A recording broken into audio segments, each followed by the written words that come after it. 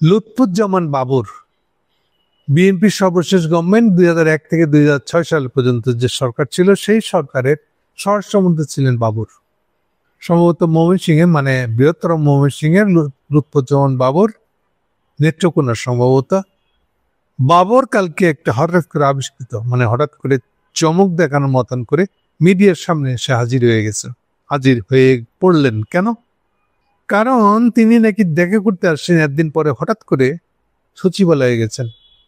সচিবালয় কোথায়? আগে বলেছি বাবর ছিল স্বরাষ্ট্রমন্ত্রী, না একটু ভুল হলো, এক্সাক্ট শব্দটা হবে স্বরাষ্ট্র প্রতিমন্ত্রী। প্রতিমন্ত্রীর কথাটা মানে হলো যে সব মন্ত্রণালয়ই কিন্তু প্রধানমন্ত্রীর অধীনে, যেগুলো ফুল মিনিস্টার সেগুলো ফুল দায়িত্ব দেওয়া হয়েছে ওই মন্ত্রণালয়ে, আর যেগুলোর মধ্যে লেখা আছে প্রতিমন্ত্রী মানে হলো পুরা দায়িত্ব দেয় নাই, হাফ দিছে। পুরা দায়িত্ব তখনও প্রধানমন্ত্রীর হাতেই আছে। তো বাবর ছিল প্রতিমন্ত্রী।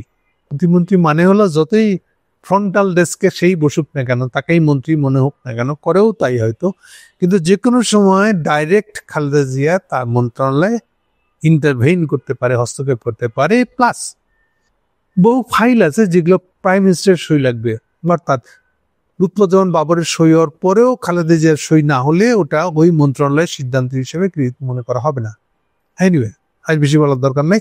সো লুৎফুজ্জামান বাবর ছিল প্রতিমন্ত্রী অ্যাকচুয়ালি। এনিওয়ে, তিনি গেছেন কালকে স্বরাষ্ট্রমন্ত্রী, এখনকার স্বরাষ্ট্র উপদেষ্টা জাহাঙ্গীর সাহেবের সাথে দেখা করতে। সাংঘাতিক ব্যাপার। একে তো উনি ঢাকায় ঠিক মতন আসেন না, থাকেন না, কি আমরা বুঝি না আসলে। এবার জেলখানা থেকে বেরোনোর পর থেকে তার এত বিরাট বিরাট সব মামলা, সেখান থেকে বেরোয়ার পর থেকে সে অনেকটা সঙ্গোপনে কাটাচ্ছে প্রায়। তারেক জিয়াও যে তাকে খুব স্মরণ করেছে, সামনে আনতেছে, ফোকাস করেছে, তার মুখ দিয়ে দুইটা কথা বলাইতেছে, আব্বাসের মতন না, এরকম না। তো উনি হঠাৎ কালকে এসে চলে গেলেন একেবারে স্বরাষ্ট্রমন্ত্রীর সাথে দেখা করতে, স্বরাষ্ট্রমন্ত্রী স্বরাষ্ট্র মূল উপদেষ্টা জাহাঙ্গীর সাহেবের সাথে। কারণটা কি? কারণটা বড় অদ্ভুত। এরপরে উনি মিডিয়ার সামনে এসে বলতেছে, মিডিয়ার সামনে এসে যা বললেন তাতে তো মানুষজন একই কথা শুনি আজ মন্থরার মুখে। হিন্দু মিথোলজির একটা মন্থরা বলে একটা ক্যারেক্টার আছে, ঝগড়া লাগাই দেওয়া ক্যারেক্টার। সো আজকে সে মানে গতকালকে উনি বলে বসলেন একটা অদ্ভুত কথা। কথাটা কি? ইন্ডিয়ানরা বাংলাদেশে ষড়যন্ত্র করতেছে। কি সাংঘাতিক কথা! অস্ত্র পাঠাচ্ছে, টাকা পয়সা দিচ্ছে কে? এস আলম। কি কথা শুনি মন্ত্রার মুখে। আমরা তারেক জিয়া বলতেছে এস আলম বাংলাদেশে টাকা পাঠাচ্ছে, তো সবাই জানে সে বাংলাদেশে অস্ত্র পাঠাচ্ছে গেঞ্জাম মাদানোর জন্য। তারেক জিয়ার একটা খুব ইম্পর্টেন্ট কথা, ইলেকশন মন্ডল করার জন্য। কি সাংঘাতিক অভিযোগ! কালকের হট টপিক এটা। বিনা মেঘে বজ্রপাত বোধহয় এত বিস্ময় তৈরি করে না। সেই ধরনের ঘটনা হলো গতকালকের ঘটনা। বাবর স্বরাষ্ট্র মন্ত্রণালয়কে বোমা ভাড়া দিচ্ছেন একেবারে, এস আলমের নাম নিতেছে। সবচেয়ে মজার তামসাটা হলো এখানে এস আলম, এই যে এস আলম বিখ্যাত কুখ্যাত, কি বলবো, না খ্যাত, সবচেয়ে করাপ্টেড লোকটা ছিল একটা খাতুনগঞ্জের বা চিটাঙের পাইকারি বাজারের একটা আমদানিকারক। সে হয়ে গেছে এখন বিলিয়নিয়ার। দেশের নাই তো নাই, সিঙ্গাপুরে গেতে বসে গেছে। সামিটের পথ ধরে, সামিট গ্রুপ তাদের পথ ধরে সেও একটা বিলিয়নিয়ার এখন। ওখান থেকে উড়ে গিয়ে দুবাই হয়ে, মক্কা হয়ে হাসিনার লাগে দেখা করতে যায়। বুঝছেন এস আলম কত বড় একটা ক্ষমতার। তো তার সঙ্গে কি সম্পর্ক তারেক জিয়া?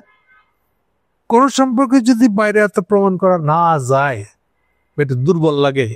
না ইনফরমেশন কি আপনার কাছে, আপনি জেনে ওটা অভিযোগ দিলেন, কিন্তু যেই অভিযোগের জন্য কোনো প্রমাণ লাগবে না। সেটা হলো এস আলমের সাথে সালাউদ্দিন সাহেবের, এই যে বিএনপি নতুন সংবিধান বিশেষজ্ঞ সালাউদ্দিন সাহেব, তার যে সম্পর্ক, এটা যেন কোনো প্রমাণ লাগবে না। সালাউদ্দিন সাহেব হলো একেবারে এস আলমের বরপুত্র। যেখানে এস আলম ওটাই সালাউদ্দিন শাহ। কিছু রেফারেন্স দিয়ে দিই, সবার বুঝতে সুবিধা হবে। সালাউদ্দিন সাহেব অ্যারেস্ট হয়েছিলেন কোন বাসা থেকে?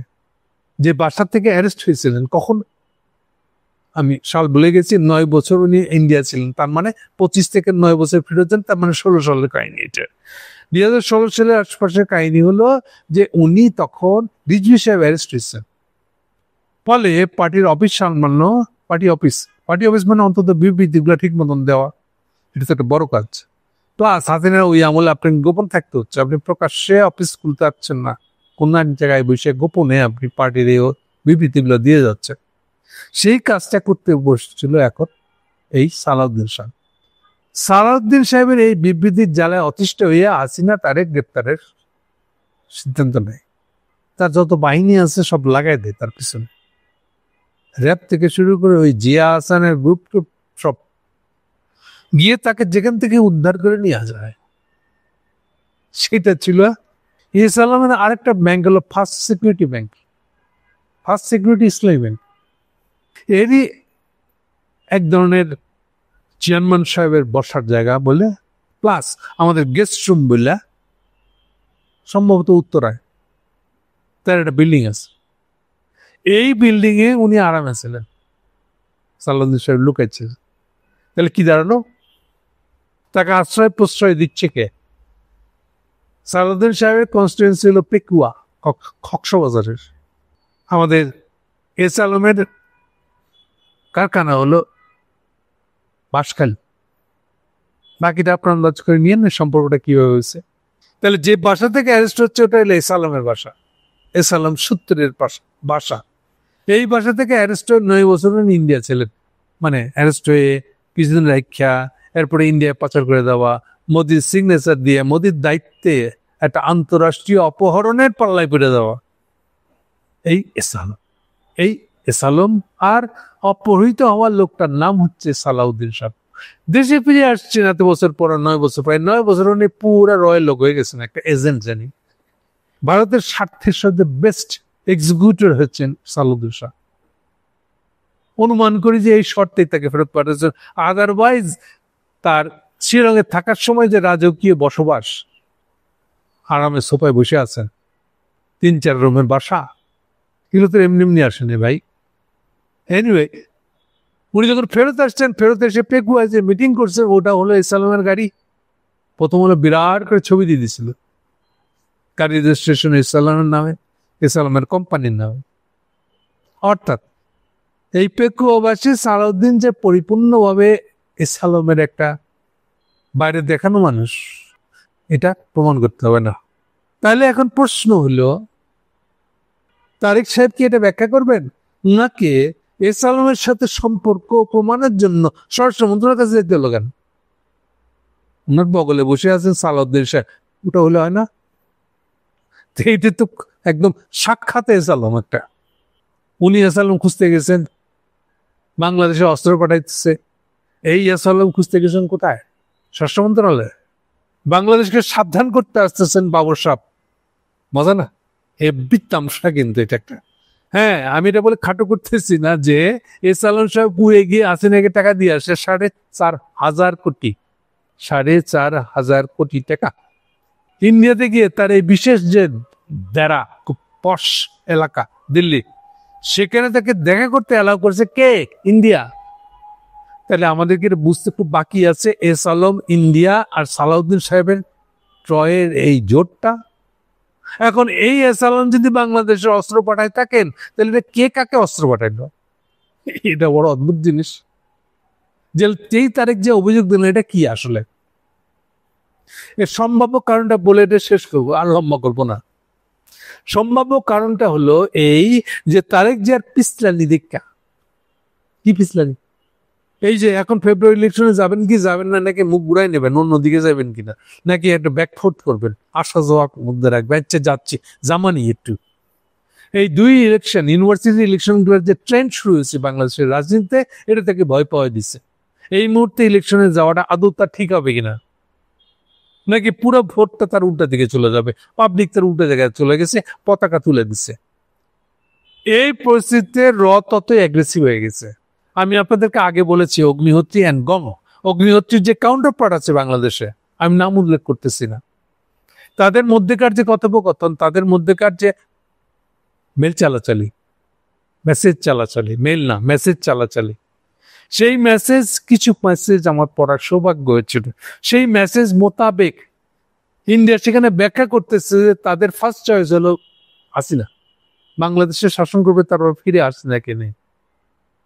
কিন্তু তারা ইমিডিয়েট এটাকে তারেককে সামনে রেখে আগাইতে চায়। একটা পরিস্থিতি ভালো হয়ে নিলে এরপর তারা হাসিনাকেই আনবে, তারেককে রাখবে না, তারেকের প্রতি তাদের রাস্তা নেই। সেটা ওই ওই মেসেজ চালাচালের মধ্যে পরিষ্কার করে লেখা আছে। কেন, তারও কারণ লেখা আছে। আমি ধরে নিচ্ছি এগুলো কম বেশি তারেক জিয়া জানে, কিন্তু অদ্ভুত তার স্বভাব আচরণ, যে এরপরেও সে ওই ইন্ডিয়ার কোলেই মাথা ঘুষতেছে, ওই ইন্ডিয়ার কোলেই একটা জায়গা খুঁজতেছে। যে ইন্ডিয়া 2 in 1, তার ফার্স্ট চয়েস বলতেছে যে তার ফার্স্ট চয়েস হলো হাসিনা, তারেককে সে যে ঢাল হিসেবে ইউজ করছে প্রাইমারি বাধাগুলোকে কাটানোর জন্য। তাহলে সেই তারেক যে এবার অভিযোগ করতেছে ইন্ডিয়া অস্ত্র পাঠাচ্ছে বললা এসালামের টেকায়। ইন্টারেস্টিং না? তার মানে তারেক জিয়ার এই পিস্টান দিকটা ইন্ডিয়ানরা আরো বেশি করে হাসিনাকে সামনে আনার চেষ্টা করতেছে। ঠিক আছে, দরকার হলে বাংলাদেশে এটা দাঙ্গা বাধাই দেবো, হাসিনার লোকজন থেকে অস্ত্র দিয়ে মাঠে নামাই দেবো। ওটা অসম্ভব না? সেই জন্য কি তারেক জিয়া বলতেছে না আমি হইলাম অরিজিনাল এসালাম, আমি হইলাম অরিজিনাল ইন্ডিয়ান লোক, তোমরা হাসিনা কাহিনী না, এটি কি বলতে যাচ্ছে? আল্লাহ ভালো জানে কি হচ্ছে আসলে। বাট এটা বেশ তামসা এসালাম কিনে হচ্ছে। এসালাম টাকা দিতে যাচ্ছে ইন্ডিয়ার কাছে, আর তারেক যে এসালামের বিরুদ্ধে অভিযোগ করতে যাচ্ছে স্বরাষ্ট্রমন্ত্রীর কাছে। আল্লাহ তুমি ভালো জানো কি হচ্ছে, কি হবে। বাকিটা আপনারা বাংলাদেশের লোকেরা নিজেরা খুঁজে নেবেন, দেখবেন আশা করি। Thank you.